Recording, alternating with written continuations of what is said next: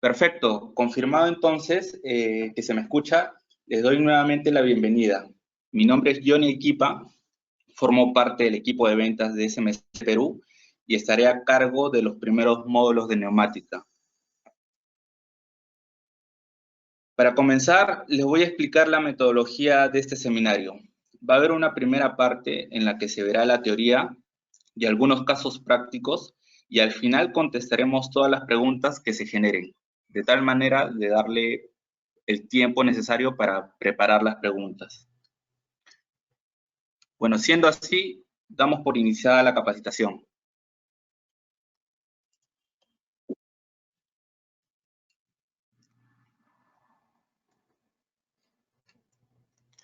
Entonces, la primera pregunta que nos hacemos es, ¿qué es el aire? El aire se encuentra en la naturaleza, en todo lo que nos rodea, y va a ser el elemento más valioso al momento de hablar de neumática. ¿Por qué decimos esto? Porque algunas características físicas que la constituyen nos van a servir de utilidad para la aplicación. Estas son, por ejemplo, que es un compuesto elástico, además es compresible, es notablemente fluido y además está compuesto de algunos gases. Además que es incoloro, inodoro e insípido. ¿Qué sucede cuando encontramos algunas otras características como olor o color en el aire comprimido? Es porque no está bien tratado o está contaminado. Lo vemos a diario cuando respiramos el moho del ambiente, ¿no? Entonces ahí estamos ante un aire contaminado. Habíamos dicho también que el aire está compuesto de dos elementos principales, que es el nitrógeno en un 78% y el oxígeno en un 21%. Además, otros gases como son el argón y el CO2. Pero también debemos conocer una característica importante del aire, que se presenta cuando existe una gran masa de la misma. ¿De qué estamos hablando? De la presión atmosférica. Entonces, la presión atmosférica es causada básicamente por el peso del aire sobre nosotros.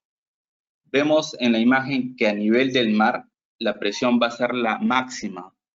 Es decir, vamos a estar sometidos a la máxima presión que ejerce la atmósfera sobre nosotros. Y a medida que escalemos la montaña, la presión se va a reducir. Entonces, si vemos la figura de la derecha, podemos ver que haciendo una analogía, si estamos a nivel más bajo de la torre, se aplicará la mayor presión. ¿Y de qué presión estamos hablando? ¿O cuánta presión ejercerá la atmósfera sobre nosotros?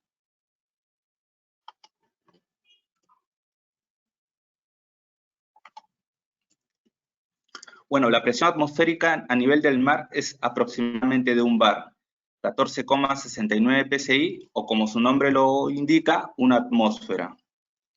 Entonces, existe unos elementos para medir esta presión que se utiliza generalmente por los metrólogos. En la línea azul, a ver, voy a usar una flecha.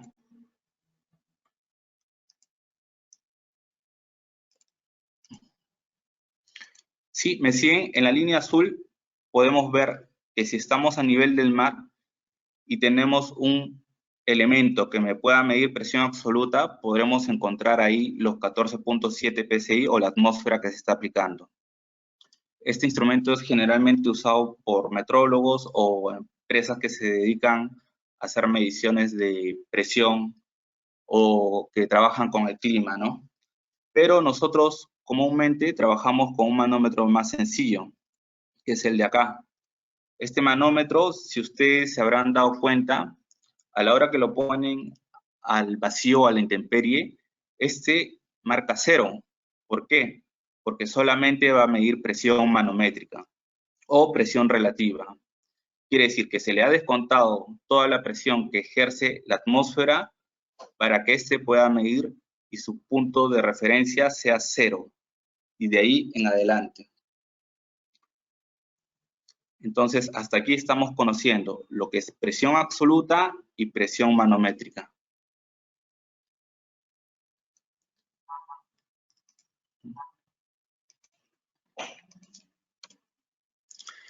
Pero existirá también otro elemento importante a la hora de hablar de aire comprimido, ¿ya?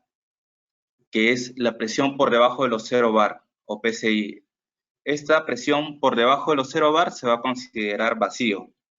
Nuevamente nos ubicamos en la flecha azul, ¿no? Y podemos ver que la presión desde el punto 0 hacia arriba va a ser presión positiva, ¿no? Que va a partir desde los 0 PSI manométricos. Y toda presión que esté del punto de la línea azul hacia abajo va a ser presión negativa o presión de vacío. Pero esta presión de vacío tendrá un gran límite. No, señores, esto está limitado. Solamente hay una máxima capacidad de vacío. Por debajo de eso es el vacío absoluto, que pocas veces se utiliza en la industria.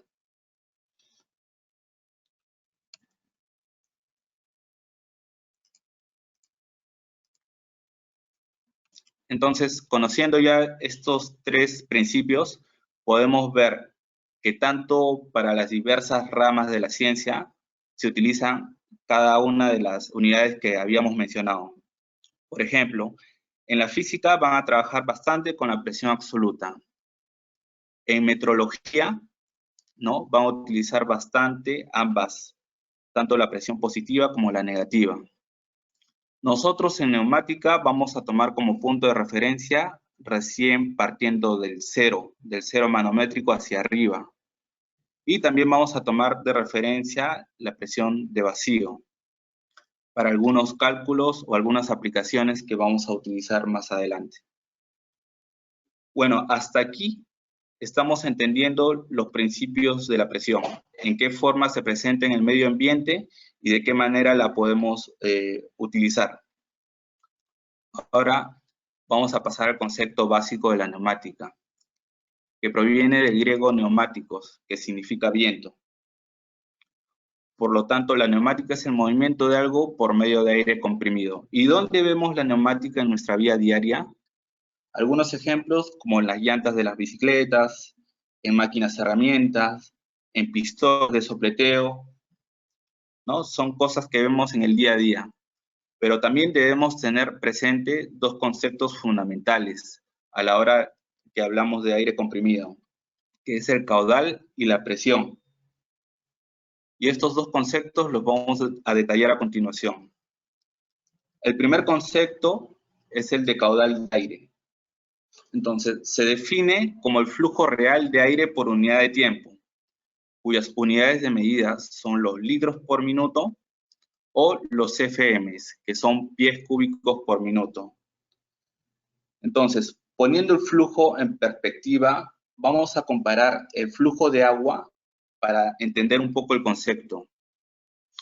En una catarata, nosotros tenemos una mayor capacidad de desplazamiento, o sea, va a haber bastante cantidad de agua en movimiento.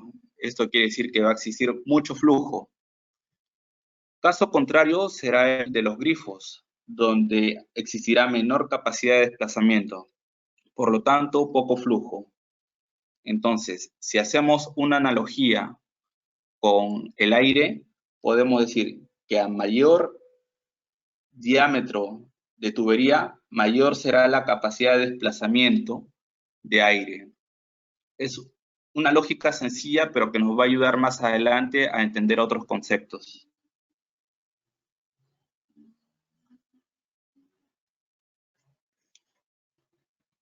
El otro concepto importante es la presión. La presión de aire se puede definir como la cantidad de moléculas de aire en un volumen determinado y cuyas unidades de presión son los bar, kilopascal, megapascal, PSI, entre otros, ¿no?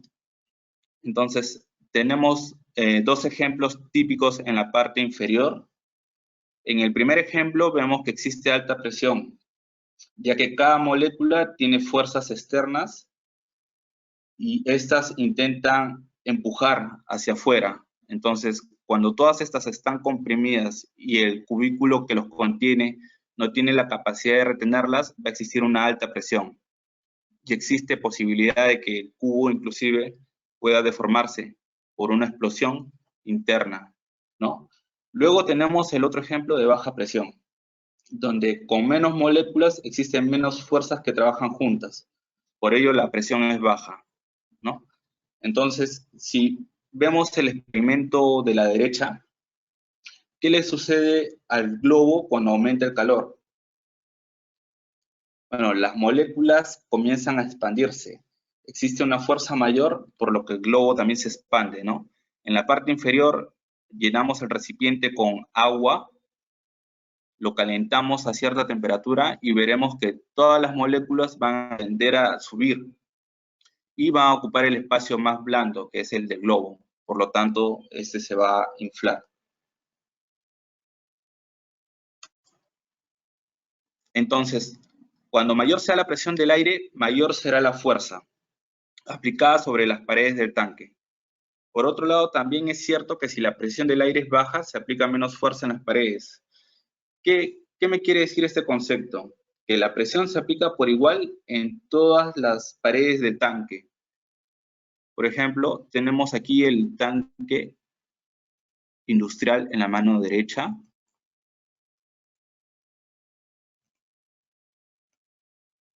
¿Ya? Aquí tenemos el tanque. Y este tanque está sometido a 60 libras de presión. Es lo que me dice que marca el manómetro. Entonces, por cada pulgada cuadrada se aplicará 60 libras de presión. Quiere decir que tanto en este punto, en este punto, en este punto, como en este otro punto, se aplicará la misma fuerza, siempre que no exista consumo de aire o que no exista alguna fuga.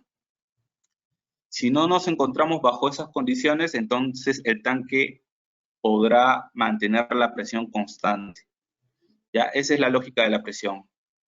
¿Ya? Mantener una presión constante en un tanque de almacenamiento cerrado.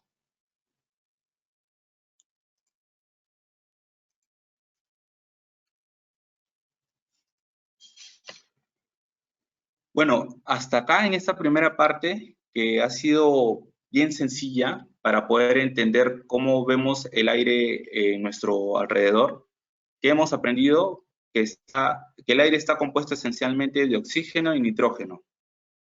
Además, que a medida que escalas una montaña, la presión del aire se reduce y al regresar al nivel del mar, la presión aumenta. La presión del aire, además, es de un bar, habíamos dicho, 14,69 psi o una atmósfera también. Otro concepto importante, cualquier cosa por debajo de los 0 bar se considera vacío. Además que usamos aire en nuestra vida cotidiana. Ya habíamos visto las aplicaciones en las que utilizamos el aire comprimido. Además, aprendimos de conceptos fundamentales de la neumática, como el caudal y la presión del aire comprimido. Ahora que hemos aprendido sobre estos conceptos del aire, veremos cómo lo comprimimos y además cómo lo transportamos al área de producción de la fábrica.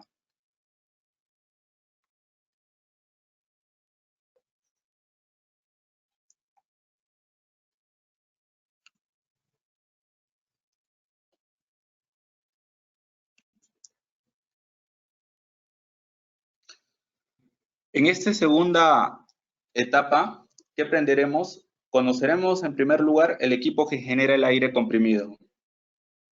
Segundo, los componentes que se ubican en la sala de generación. Además de las condiciones en la instalación de las tuberías. Otro punto a conocer es cómo vamos a utilizar el aire en nuestras industrias. Y hablaremos un poco de vacío, su generación y algunas aplicaciones. Entonces, el primer elemento primordial es el compresor de aire. ¿Ya? El concepto dice que el aire presurizado es producido por un compresor. Él atrae el aire atmosférico a su interior y luego lo comprime a una presión específica. Entonces vemos que el compresor coge el aire del medio ambiente pasa por un proceso de compresión interno por diferentes métodos, ¿no? Podría ser por tecnologías como los compresores de tornillo, pistones o el de turbinas. Y luego me lo entrega. Pero sabemos que el aire que entrega el compresor no es un aire que esté listo para su utilización, por lo que va a requerir una preparación antes de entrar a nuestro circuito. Y es por eso que vamos a hablar también de todo el circuito de preparación antes de entregarlo a la planta. Entonces, el compresor se colocará al principio del sistema de producción de aire comprimido.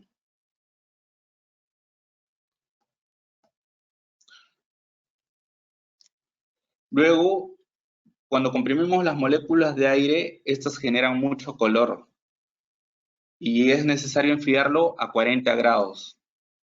Esto se logra mediante el uso del posenfriador.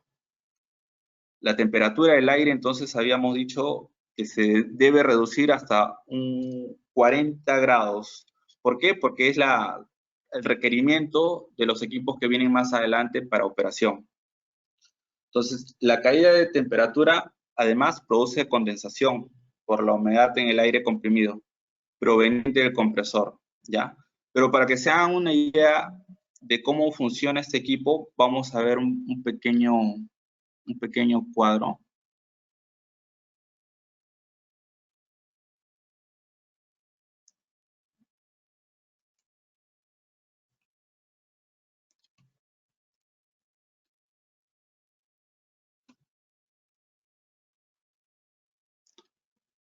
A ver, ¿se logra ver la pantalla?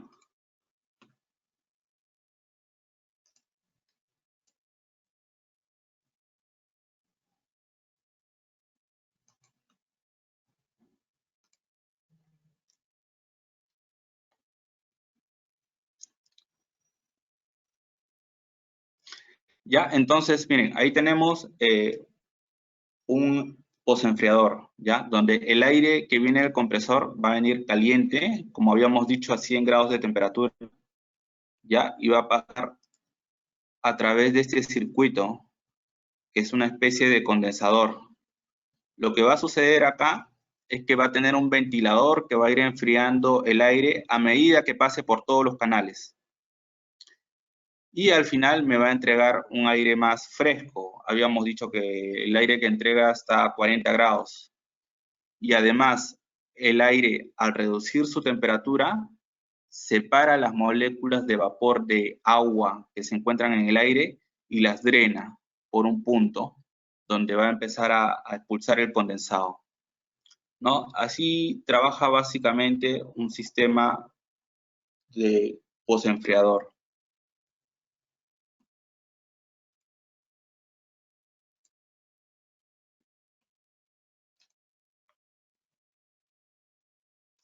Ya habíamos dicho que esa es la función del posenfriador. ¿Y dónde se ubicará el posenfriador? Bueno, se encuentra después del compresor en el sistema de producción de aire comprimido. Entonces, otro elemento importante a considerar es el acumulador. ¿Qué sucede? Se utilizan para acumular todo el aire que genera el compresor y de esta manera que no genere fluctuaciones de presión, ¿no? Que son producidas básicamente por la compresión del primer equipo. Estas fluctuaciones de presión causan problemas de producción. Entonces, se utilizan algunos cálculos para dimensionar el tamaño de acuerdo a la aplicación. No es que pueda coger un tanque para tal aplicación y me sirva para diferentes, ¿no? De acuerdo a la necesidad de consumo de la planta, se hacen unos cálculos previos para determinar el tamaño del tanque, ¿ya? Pero también puede servir este depósito como primer filtro. ¿Por qué? Porque en la parte inferior se pueden sedimentar y acumular los condensados que puedan haber pasado de la primera etapa.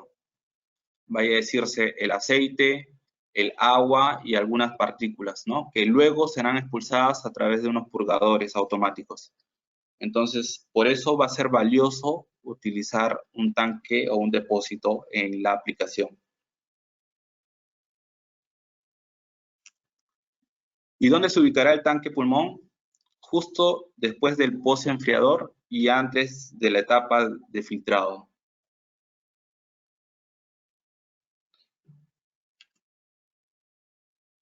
Luego tenemos un elemento muy importante y valioso a la hora de tratar el aire comprimido y que yo considero que es indispensable su instalación en todas las plantas. ¿Por qué? Porque el filtro de línea va a eliminar las partículas líquidas y sólidas que provienen del compresor y el mismo proceso de compresión de aire, ¿no? Entonces, si no tuviéramos un buen tratamiento de aire, generaríamos altos costos de producción, mayor frecuencia de fallas y posiblemente paradas improductivas. Entonces, justamente la precaución es, si falta el filtro, los componentes que están más adelante pueden llenarse de todos los contaminantes que veníamos hablando anteriormente. ¿Y cómo funcionará el filtro? Vamos a mostrar también una diapositiva.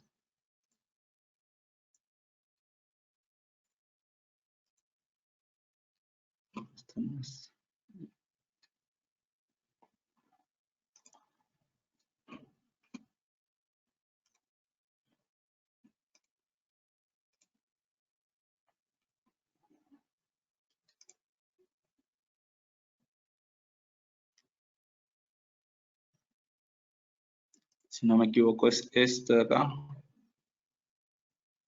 No, disculpe.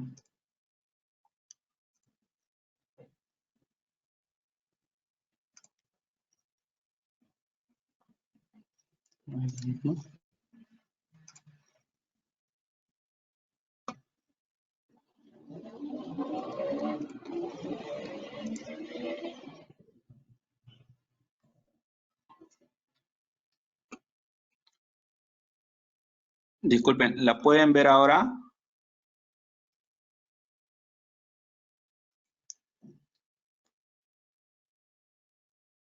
Sí, ahora sí, ¿verdad? Ya miren, ese es el elemento del filtro, que está compuesto básicamente por tres componentes principales, que es el cuerpo, el housing, que es el que contiene al elemento filtrante, y el vidrio visor. Pero ¿qué sucede internamente? Vemos que el aire ingresa por la parte central, ¿ya? Y sale por la parte externa. Y que por la parte inferior está empezando a decantar las partículas o el condensado que puede haber estado trayendo el aire comprimido. Pero para ver una imagen más cercana, ya podemos ver que están ingresando. Las partículas negras son elementos sólidos, que puede ser carboncillo, ¿no? O películas de polvo. Y los círculos azules son condensado, gotas de agua o pueden ser partículas de aceite también. Entonces vemos que existe un primer filtro, ya, que se encarga de atrapar estos elementos sólidos. Pero hay un segundo elemento también que me ayuda a separar la concentración de aceite.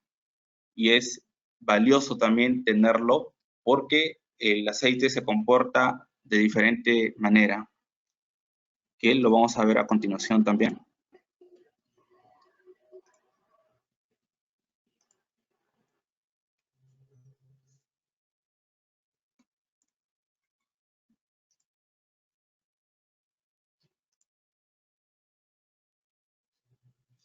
Ahora sí, miren, habíamos hablado de las capas del filtro. Entonces, para esto debemos entender tres conceptos básicos, ¿ya? Que se aplica acá en la utilización de los filtros.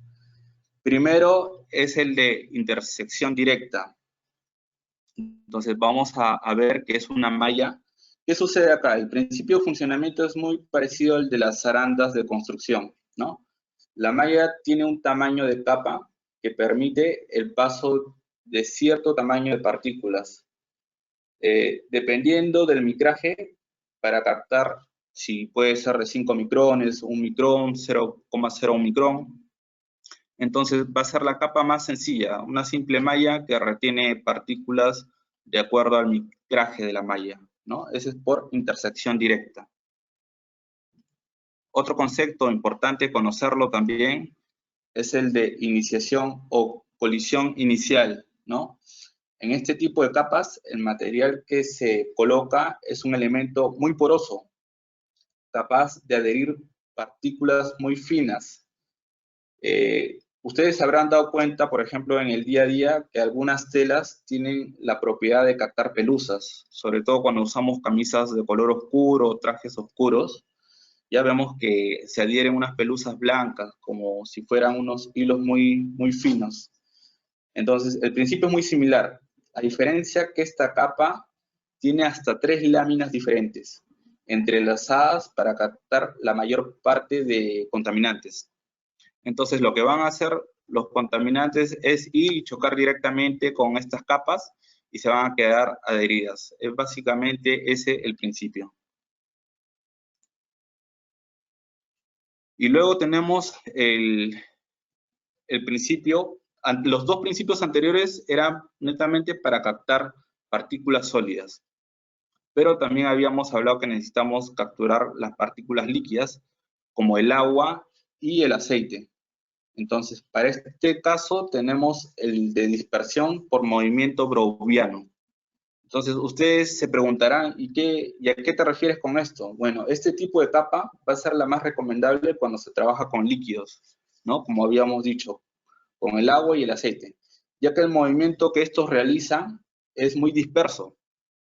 No siguen un movimiento rectilíneo, sino que cuando chocan entre ellos empiezan a dispersarse. Entonces, estas capas van a absorber las gotas más gruesas y así sucesivamente. Si es que la primera coge las más grandes y las pequeñas pasan a la siguiente capa las va a coger y así sucesivamente, ¿no? Entonces, para entender un poco este movimiento, no sé si ustedes habrán podido estar en un cuarto oscuro y ven pasar un haz de luz, puede ser del sol, ¿no? O un haz de un foco. Entonces, ¿qué pasa? Vemos como que unas pelusas flotando en el aire. Entonces, estas partículas que se mueven sin seguir un patrón tendrán un movimiento browniano. ¿Ya? Es el mismo principio que utilizan los líquidos, como habíamos dicho, el agua y el aceite.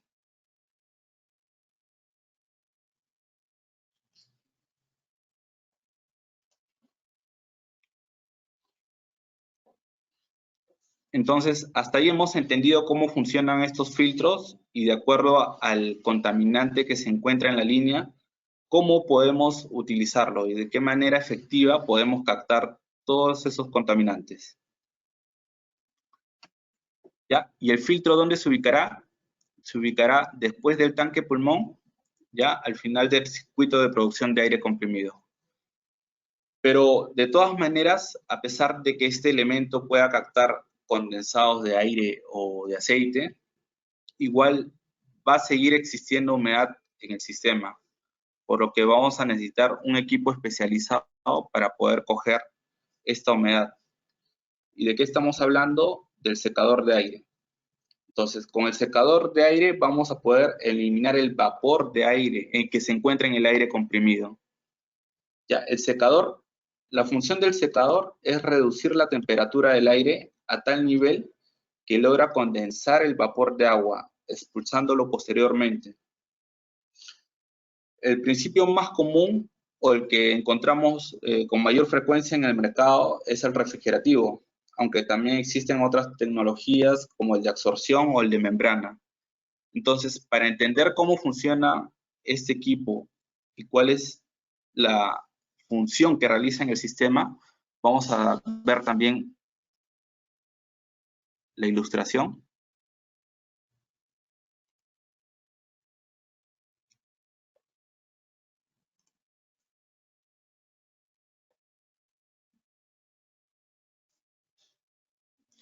Sí, aquí podemos ver entonces cómo funciona el circuito. Como nos había dicho, es muy similar a los sistemas de aire acondicionado o a las refrigeradoras que tenemos en casa, ¿no? Está compuesto de dos circuitos básicos, ¿ya? Uno principal, que es el que va a generar el frío en el intercambiador de calor, ¿ya? Que está compuesto por la bomba. Luego viene al condensador, donde se va a pulverizar el gas, ya va a pasar por el tubo capilar, donde va a seguir reduciendo la temperatura. A ver, voy a ayudarme con un gráfico. Sí. Ya habíamos hablado del compresor, que recibe todo el gas de baja presión y a baja temperatura y lo aumenta, pasa por el condensador, donde la temperatura empieza a reducirse, más no la presión, ya, y luego pasa por un tubo capilar. En esta etapa ya la presión empieza a reducir y la temperatura también, hasta que llega a este intercambiador, ya, y pasa nuevamente a su etapa principal, ¿no? Que es de la compresión.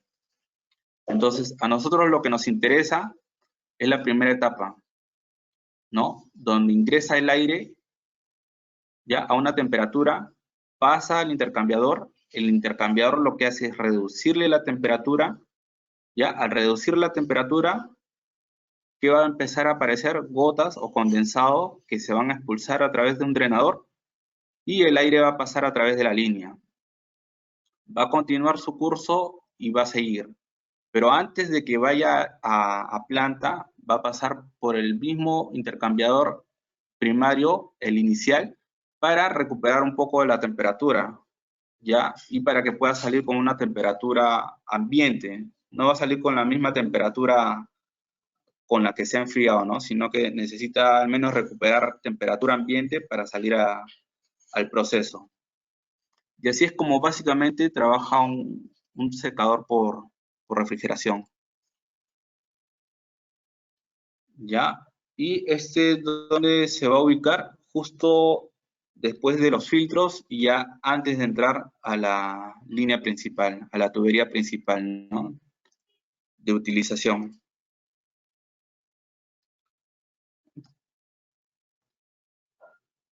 Entonces, luego vamos a tener ya la línea de utilización.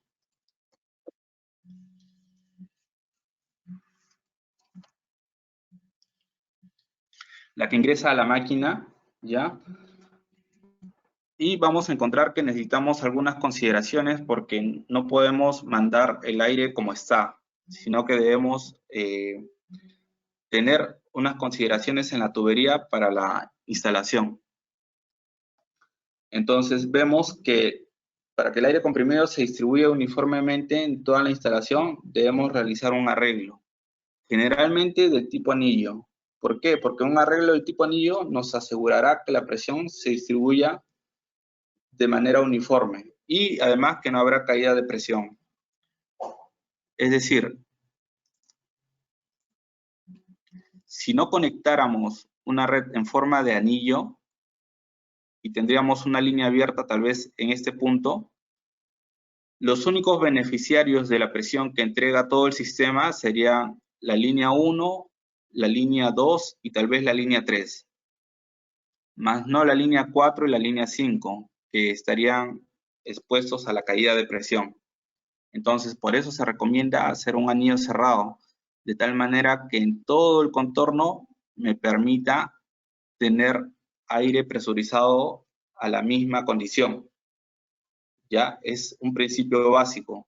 Y también no olvidemos que si existen subsistemas en su interior, también debemos mantener un anillo cerrado para poder complementar la primera parte, ¿no? Y no tener caídas de presión más adelante. Entonces, por eso es vital instalar este tipo de configuración en planta a la hora que hacemos conexiones de la red neumática.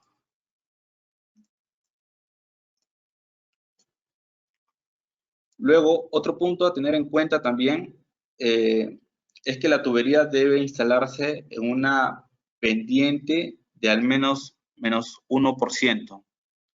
¿Qué me quiere decir esto? Por ejemplo, si yo tengo si yo tengo una tubería, ¿no?, con una longitud de 100 metros, debo tener al menos 1 metro de caída para que el condensado pueda desplazarse sin ningún problema, ¿ya? Si hacemos esto, veremos que el condensado pasa por cada punto de aire sin verse afectado. Cuando hablamos de punto de aire, nos referimos a estos de acá, ¿no? Estas son las tomas de aire que van a planta.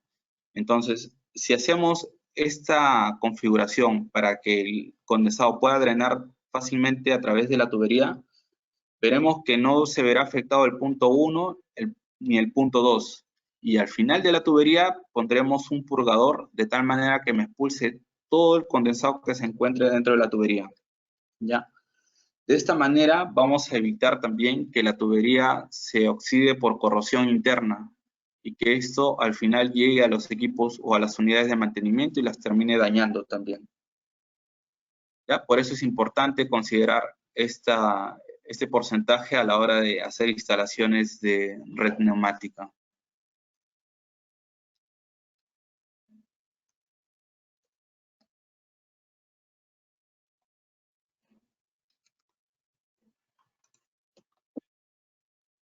Otro punto importante a tener en cuenta es que debemos, si es que la posibilidad nos lo permite, colocar las purgas, como habíamos mencionado, ¿no? Pero estas no se deben colocar y dejar instaladas por un largo tiempo sin una revisión previa. Esas deben chequearse y corroborar que estén operando. ¿Qué pasa si no verificamos que esté operando? Lo que va a suceder es que en vez de estar purgando, ¿no?, va a empezar a botar todo el agua que se estuviera acumulando y a devolverla a la línea principal, ¿ya? Y con esto podría empezar a afectar las unidades de mantenimiento. Por eso es necesario verificar que cada cierto tiempo estén expulsando. Y si no se hace esto, más adelante tendríamos que reemplazarlo o realizarle un mantenimiento, ¿no? Por eso es bueno siempre hacer una revisión periódica. Bueno, ahora que sabemos cómo se genera el aire comprimido y por qué el aire debe filtrarse antes de su uso, es hora de ver para qué se usa este aire y algunas aplicaciones donde lo usamos a diario. ¿Y cuáles serán estas? Por ejemplo, en los neumáticos de los vehículos, muchas veces vamos al grifo y vemos ahí una línea junta a la línea del agua que siempre está entregando aire, pero nunca nos habíamos puesto a pensar qué hay detrás de ello. Ahora ya saben que hay un compresor, puede haber un filtro, entonces a la hora de utilizar el inflado de las llantas vemos que hay aplicaciones de neumática. ¿Dónde más lo vemos? En los colchones inflables, en las llantas de las bicicletas, entre otros ejemplos, ¿no? ¿Y existirán otras aplicaciones comunes? Sí, existen más aplicaciones. Podría ser para pintura, para limpieza, para carpintería también, ¿no? Pero hay una tercera categoría. ¿Cuál será esta tercera categoría? La que nos compete a nosotros, ¿no? Donde se usa más en la parte industrial. Por ejemplo, en empaque, en apilado, en sellado, ¿no? También se puede utilizar en movimiento, desplazamiento, posicionamiento. Es donde utilizamos ya el aire de forma más especializada. Además, el aire comprimido podría usarse para generar vacío. Pero ¿cómo se genera el vacío? El vacío se puede producir mediante el uso de bombas, como vemos en la parte inferior, una bomba de vacío, o eyectores. Por ejemplo, tenemos los eyectores de línea. A ver. Tenemos los eyectores de línea, los eyectores de una etapa, los eyectores multietapa, y estábamos hablando de la bomba de vacío. ¿Y qué me diferenciará esta bomba de vacío de los 3 ejemplos anteriores? Que a diferencia de ellos, no usará aire comprimido. Es el único equipo que no usará aire comprimido para generar vacío. Entonces,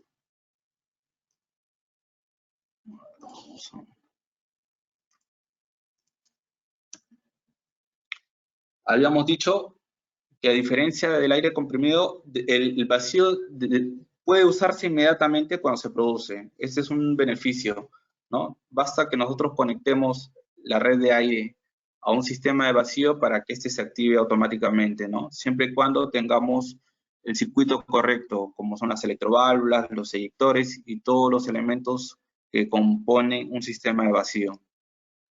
Además, el vacío es más eficiente si el eyector está ubicado cerca de la aplicación. Cuando hacemos aplicaciones de vacío, se recomienda que todo esté cercano, de tal manera que no exista una reducción por pérdidas por larga distancia. Y en algunos casos particulares es aconsejable instalar un filtro también en la línea de aire antes de que llegue la bomba. O sea, como tenemos el filtro positivo, también tenemos un filtro negativo que impide que las partículas que estén absorbidas por las ventosas ingresen a los eyectores. Esto también es importante saberlo.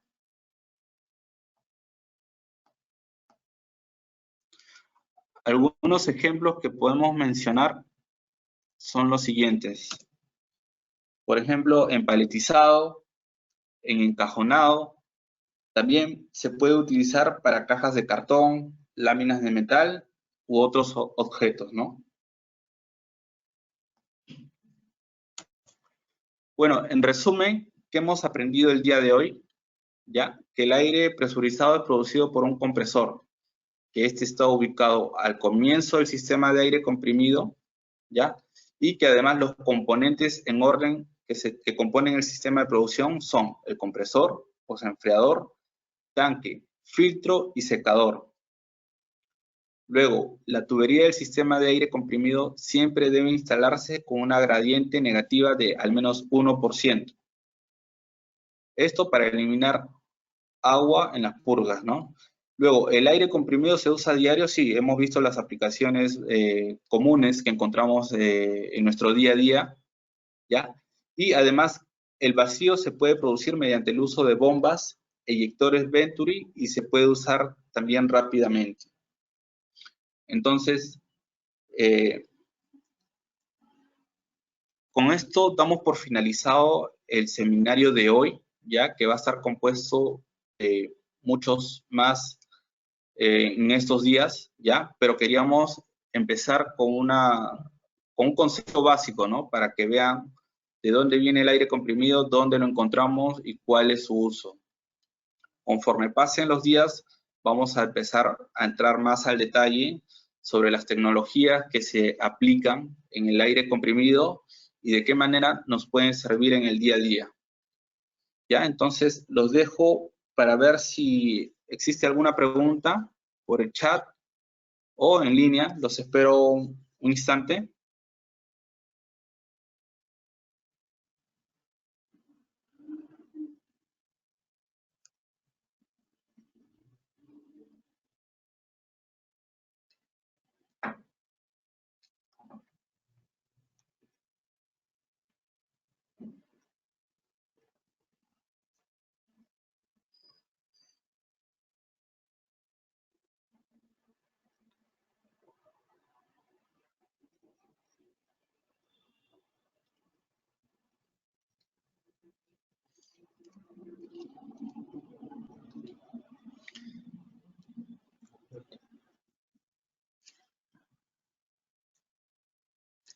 Sí, acá tenemos una pregunta que nos la hace Eloy Rodríguez.